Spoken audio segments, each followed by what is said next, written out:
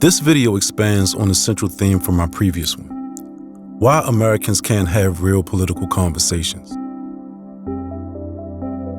Before moving on to subsequent videos on this channel, I want to state my core argument and purpose behind everything I present regarding American politics. The intention is to make my philosophical premise and end goal unmistakably clear. America's breakdown isn't about left versus right, or good versus evil. Rather, it's indicative of an identity crisis. At the root of this crisis is the absence of a shared standard implicit in our founding principles, a standard of rational, conceptual level discourse rooted in individual judgment and consequence. In the earlier video, I argued that only rational ideas are appropriate for our political debates, and that much of today's polarization comes from an increased willingness to entertain irrational perspectives as equally valid, a symptom of not knowing how to distinguish between the two.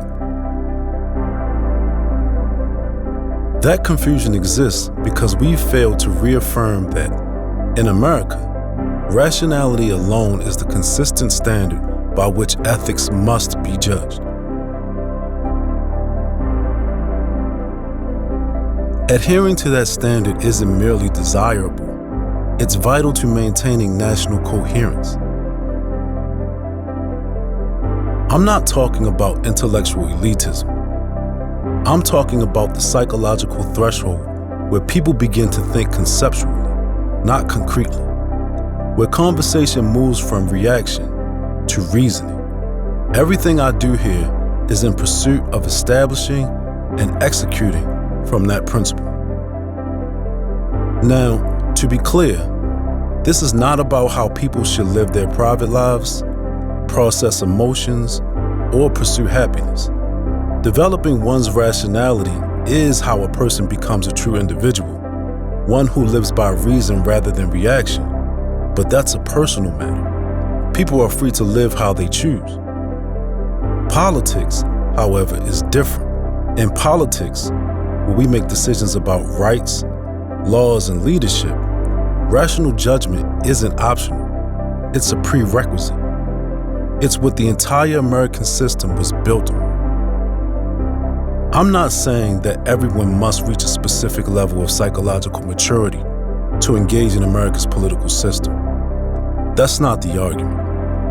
What I am saying is that our leaders, political, cultural, and especially intellectual, must operate from a higher psychological and philosophical position. And from that position, they must implement structure and coherence from the top down. When leadership operates from the conceptual level of rational judgment, only then can it create a just framework, one in which the very individuality we celebrate as the core of Americanism develops organically across society.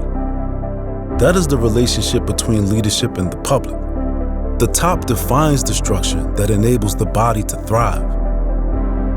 To clarify which types of perspectives are invalid for political discussions, I developed what I call the psychology to philosophy axis, a model designed to categorize the structure and orientation of ethical and political judgments.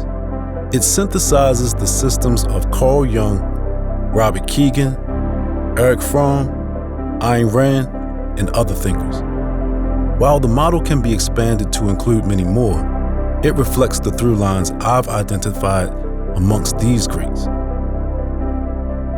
The first phase of this section, which began with the last video, is to establish a basic framework. I want to give you the tools and the language to recognize when someone is reasoning appropriately for a political context and when they are not, when they are rationalizing instead of thinking rationally.